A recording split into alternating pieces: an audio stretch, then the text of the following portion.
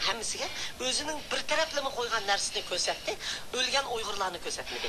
Kaltak Xitoyning qo'lida, pichoq Xitoyning qo'lida, avtomat Xitoyning qo'lida, bronik tank Xitoyning qo'lida. Uyg'ur qanday Xitoyni o'ltira oladi? Uning hammasi Xitoy o'zi planliq o'rlashtirgan, Uyg'urlarni so'yqirim qilish uchun planliq o'rlashtirdi. Uyg'urlarning ko'tarilgani rost. Biz birsini intervyu qildik. Qo'rqmamsa dedik. Ana dedi, mening issiq jonim qoldi. Onu alsın dedi. Çin diyor ki bu olayların arkasında Dünya Uygur Kongresi Başkanı Rabia Kader var. Hep sizi suçluyor. Bütün Uygurların arkasında ben var. Bütün Uygur Türklerinin. Hem bütün dünya Türklerinin arkasında ben var. Onundan geçmeyeyim. Lakin bu namayış halk özü çıktı. Ben yok bunu da. Xitay özünün zulümü bilen halk çıktı.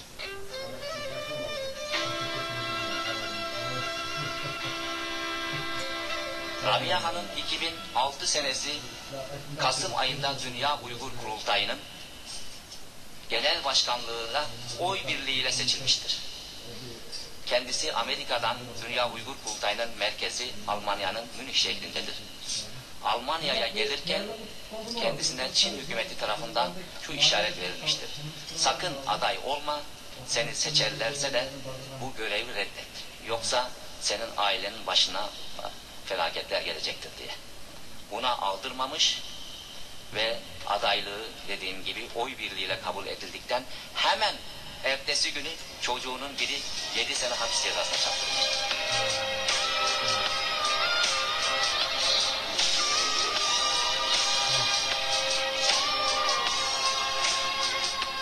Bunlar ne ben tuldum. Allah bana verdi. Ben o zemin için tuldum. Ben onu benim halkımga verdim. Ular halk için ne bolsa mening yalnız mening çocuklarım emas, bütün analarının 3 tatlı, 4 tatlı, 5 tatlı balaları turmada ölüp atıdı. Mening balam hem şu. Ben yalnız ularning anası emas, bütün Doğu Türkistan'dakilarning anası. Ben balalarımni yaxshi ko'raman. Ben ularni suyman. Ular üçün yaş dökümen, ben Allah'ım tilayman ular asıllıqni, lekin ben ularni aşk halkı verdim. Ularni ben şular üçün verdim. Xudo ularni qutuldursa mana bu mis ular kepti, men ham şunun qatarida.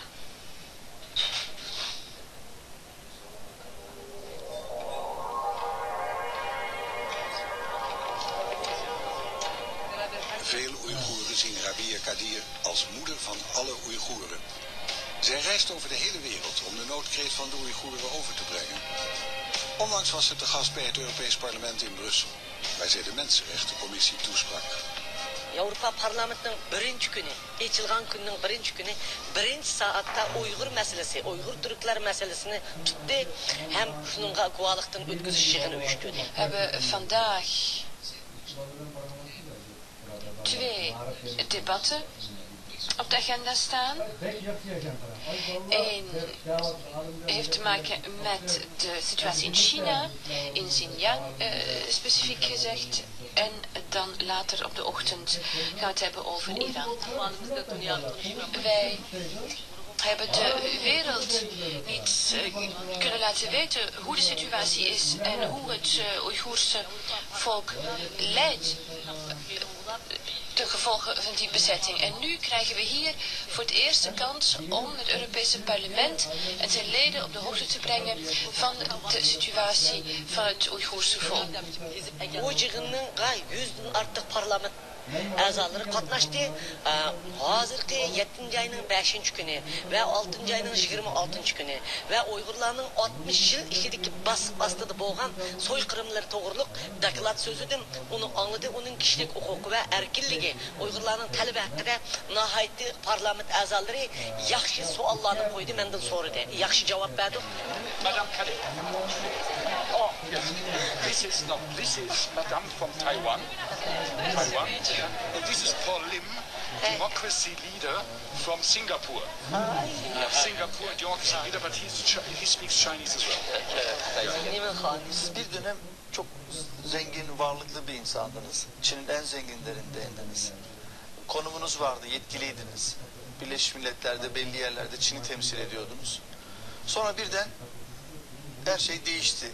İdamla yargılandınız, içeri düştünüz. Neydi Çin otoritesini rahatsız eden? Çinler bana yanı para verimiz, yanı pul verimiz. Hangi zengin olsak şunca zengin ol. Lakin biz üçün işler senin kolun bilen Doğu Türkistan'daki Uygur Türklerini baskı işletimiz. Sen bizge aş Nurbekir'dek, İsmail Ahmet'dek, Tömür Davamet'dek, Seyfidin Azizler'dek biz üçün hizmet işleriydi. Ben halkımın göz yaşını, benim ziminimnin kandak adamlarının taban astıda, tupraq astıda inravat kaldığını gördüm. Şunun için bu zenginlerini hiçbir özümün halkım için zengin bolğan ben. Ben Doğu Türkistan'da Uygur Türkleri için zengin bolğan ben. Ben herkes özüm için bulmağan. Şunun için bu paralar benim gözümge görünmedi. Mayakka Çin men bilen söhbet ötküzgende bu yerge paranı koydu, bu yerge beni koydu.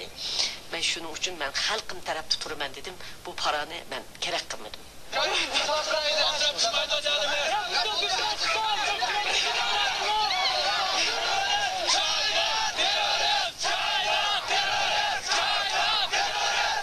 Na de bloedige rellen van juli dit jaar in de hoofdstad Urumqi vonden de demonstraties in veel delen van de wereld plaats.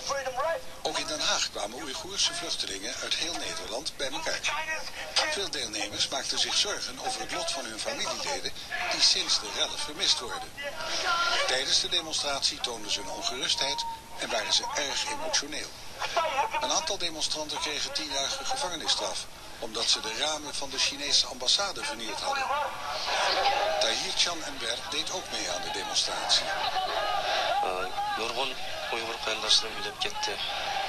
Men bu yerga namoyishda qatnashdim, ammo 7-ci 6-cı kuni vatanimiz, chunki vatanimizda bo'lgan problemlardan qanchalik shunchalik g'azablanib, o'zimizni tutolmay vijdon azobimizdan Xitoy konsulligiga tashlatdik.